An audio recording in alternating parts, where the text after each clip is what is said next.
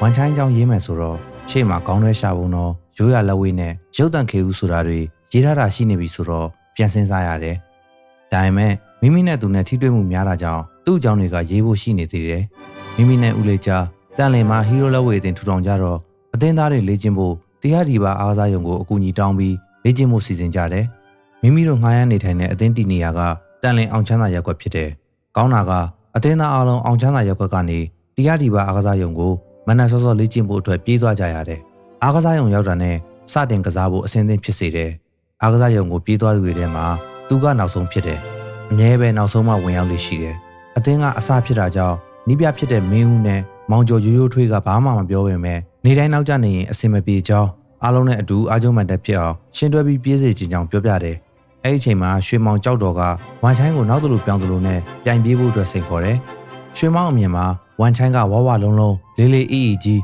နေတိုင်းပြေးနေတော့ထင်သေးတာလည်းဖြစ်နိုင်ပါတယ်။ "तू ကဘာလောင်းကြီးလဲမေးတော့ရွှေမောင်ကရှုံးတဲ့လူမနှက်စာအစာပြေဝယ်ကြွေးရမယ်ပြောပြီးအပြေးပြိုင်ပွဲစတင်ပါတယ်။စပြီးပြေးမဲ့နေရနဲ့ပန်းဝင်မဲ့နေရတတ်မှတ်ပြီးပြေးကြပါတော့တယ်။တကယ်ပြေးကြတဲ့အခါရွှေမောင်ကရှုံးပြီးဝန်ချိုင်းနိုင်သွားတယ်။အဲ့ဒီကိစ္စရွှေမောင်ကပြောမဆုံးတော့ဘူး။ "तू ကအနှင်ကောင်းတဲ့သူဖြစ်တယ်။သူ့ရဲ့ပြိုင်ဘက်ကိုဘယ်ချိန်မှပြိုလဲအောင်ကစားရမယ်ဆိုတာကိုသိတဲ့သူဖြစ်တယ်။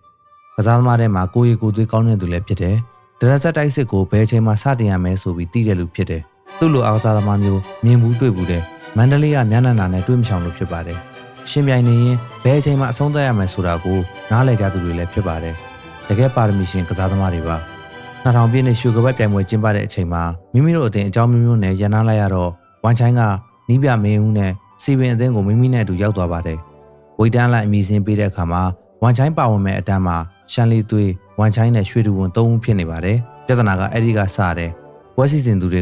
ဆီမီဖိုင်နယ်မှာဝန်ချိုင်းနဲ့ရှန်လီသွေးကိုထိုးစေပြီးတော့ဖိုင်နယ်မှာတော့ရွှေတူဝန်နဲ့ကစားစီတာပါ။ရှုကပတ်ပြိုင်ပွဲကအမှတ်ပေးစီမင်းနဲ့ပြန်ရတာကြောင့်ဆီမီဖိုင်နယ်မှာခြေထွက်လက်ထွက်ကောင်းတဲ့ဝန်ချိုင်းကရှန်လီသွေးကိုအနိုင်ရပြီးဖိုင်နယ်မှာရွှေတူဝန်နဲ့တွေ့ရင်ပွဲကြီးပွဲကောင်းဖြစ်မယ်။ဝန်ချိုင်းကိဖြစ်နေတော့ဝေါ်ကွယ်အောင်မြင်မယ်လို့တွေးထားပုံရပါတယ်။တကယ်တော့ဒါကစိတ်ကူးခြင်းသာဖြစ်ပါတယ်။ဝန်ချိုင်းကမဲနိုင်ပြီးကြားရတဲ့သူနဲ့ကစားမယ်။ဒါပေမဲ့နှစ်ပွဲထိုးရတာကြောင့်စုချင်းငွေကိုနှစ်ပွဲသာရမှထိုးမယ်လို့တောင်းဆိုပါတယ်။စီစဉ်သူဘက်ကလည်းစုချင်းငွေကိုတတ်မှတ်ထားတဲ့အတိုင်းရွှေကပတ်ရတဲ့စုချင်းကိုသာပေးချင်မယ်လို့ပြောတယ်။ဝန်ချိုင်းကလည်းသူ့ကိဖြစ်နေတဲ့အချိန်ဆိုတာကိုသိထားတော့အခွင့်အရေးတရက်အနေနဲ့သူ့ရဲ့ရပိုင်ခွင့်ကိုတောင်းဆိုတာပဲဖြစ်ပါတယ်။ဒီကြားထဲတာဝန်ရှိတဲ့စီပင်ကတာဝန်ရှိသူတွေကလည်းရွှေကပတ်ပြိုင်ပွဲမှာသူတာဝန်ယူထားတဲ့လက်ဝဲအသေးတကွန်ဆိုင်ရစေခြင်းနဲ့ဘလို့အခြေအနေမျိုးနဲ့မှပြိုင်ပွဲကနေဝန်ချိုင်းထွက်သွားမှာကိုမကြိုက်အဲ့ဒါကြောင့်2000ပြည့်နှစ်ရွှေကပတ်ပြိုင်ပွဲကိုသူတာဝန်ယူထားတဲ့အချိန်မှာဝိတ်တန်းလိုက်အပြည့်ပါဝင်ရှင်ပြိုင်စေခြင်းလို့ဝန်ချိုင်းကိုအမျိုးမျိုးနားချပြီးပါဝင်ရှင်ပြိုင်မှုဦးလေးကြကိုအကူအညီတောင်းဆွေးနွေးပြောဆိုနေတဲ့အချိန်လည်းဖြစ်တာကြောင့်ဝန်ချိုင်းကဖီးယားတွေနဲ့အတော်ကလေးလည်းရင်ဆိုင်နေရပါတယ်။ပြိုင်ပွဲစီစဉ်သူနဲ့ရိုးရလက်ဝဲအဖွဲ့ချုပ်ကလည်းပြိုင်ပွဲစည်းကမ်းအတိုင်းသာကျင်းပသွားမယ်ဆိုပြီးဝန်ချိုင်းတောင်းဆိုတဲ့အခွင့်အရေးကိုညှင်းပယ်လိုက်တယ်။တကယ်လို့အမည်စင်းပေးသွင်းပြီးမှပြိုင်ပွဲကနေနှုတ်ထွက်ရင်ပြဿနာအနေငယ်ရှိတယ်ဆိုတဲ့အခြေအနေလည်းဖြစ်ပါတယ်။အကြောင်းမျိုးမျိုးနဲ့ခေါင်းရှုံနေတဲ့ဝန်ချိုင်းကပြိုင်ပွဲနီးကပ်လာတဲ့အချိန်မှာဘသူ့ကိုမှအတိမပေးပဲပျောက်ချင်းမလားပျောက်သွားပါတော့တယ်။ကျညာပြီးသားဖြစ်နေတဲ့ပြိုင်ပွဲကဝန်ချိုင်းပျောက်သွားတာကိုတာဝန်ရှိသူတွေကမိမိသိကိုသိရမယ်။အမည်စင်းသွင်းပြီးမှမရှင်းပြနိုင်တော့ဘူးဆိုရင်ဝန်ချိုင်းကိုယ်တိုင်လာရောက်ရှင်းလင်းရန်တောင်းဆိုပြီးတာဝန်ရှိတဲ့မိမိကိုဝန်ချိုင်းကိုခေါ်ပေးဖို့ပြောဆိုလာပါတော့တယ်။မိမိကိုလည်းဝန်ချိုင်းကဘယ်ကိုသွားရေးဘယ်မှာရှိနေတယ်ဆိုတာကိုပြောမသွား။ဒါပေမဲ့ဘယ်မှာရှိနေနိုင်တယ်ဆိုတာကိုတော့ခံမှန်းသိရှိလို့ရပါတယ်။ဒီလိုအခြေအနေမှာမြဝတီကိုသူသွားမှာမဟုတ်တနေရာမှာနားရီပါရီသွားနေတာပဲဖြစ်မယ်လို့တွေးပြီးအဖြစ်နိုင်ဆုံးနေရာကတော့သူ့ကိုအမြဲလိုလိုက်အကြိုက်ဆောင်လို့ရှိတဲ့သူ့တငယ်ချင်းလည်းဖြစ်အသင်းမော်လည်းဖြစ်တဲ့ဒူးပြန်နိုင်မှုရှိရာတထုံမှာပဲရှိနေနိုင်တယ်လို့တွေးဆမိတယ်။အဲဒီအချိန်ကဆက်သွယ်ရေးစနစ်တွေကလည်းမကောင်းမွန်သေးတော့ဖုန်းဆက်ပြီးစုံစမ်းဖို့ကလည်းမလွယ်ကူကိုယ်တိုင်လိုက်သွားပြီးရှာဖွေတာကအသင်းတော်သုံးမဲ့ဖြစ်မယ်ဆိုပြီး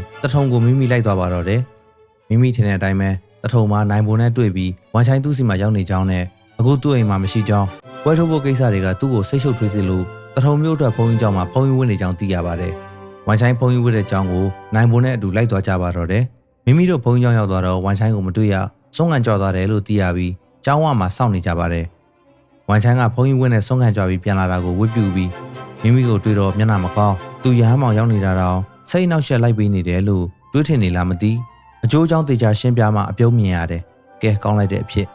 ြစ်နေတဲ့ပြဿနာတွေကိုသူအကောင်းဆုံးရှောင်လွှဲနိုင်တယ်လို့ပြောရတော့မယ်။မိမိကတော့ပြိုင်ပွဲတာဝန်ရှိသူတွေကိုအကျိုးအကြောင်းပြောပြရုံမှတပါဘာမှန်းတတ်နိုင်မှာလဲ။ကံကောင်းတာက2000ခုနှစ်ရှုကပတ်ပြိုင်ပွဲမှာ KLN အသင်းနဲ့စီပင်အသင်းကတကွန်စားရရှိဖို့စူးတစိတ်ရရှိမှုတွေအပေါ်မှာဆုံးဖြတ်တော့ရွှ ကျွေးတစိရရှိမှုနှစ်ခုစီတူညီနေပေမဲ့ငွေတစိနဲ့ကြေးတစိရရှိမှုမှာမိမိတို့မြို့တော်စီပင်အသင်းကအသာရနေတာကြောင့်2000ခုနှစ်ရွှေကပတ်တကွန်ဆိုင်စုကိုမိမိနဲ့မင်းဦးတောင်းယူထားတဲ့ရန်ကုန်မြို့တော်စီပင်အသင်းကရရှိသွားပါတော့တယ်။